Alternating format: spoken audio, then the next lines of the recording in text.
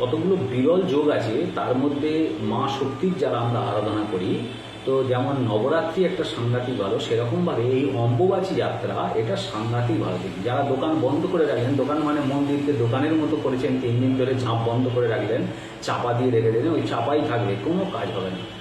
প্রতিদিন এই গুপ্ত নবরাত্রি কাজে যারা শাস্ত্র পড়াশোনা করে না, যাদের মধ্যে সেই নলেজ নেই, তারা ঝাঁপ বন্ধ করে রেখে দিয়েছেন, কিন্তু প্রতিদিন পুজো করা উচিত ছিল।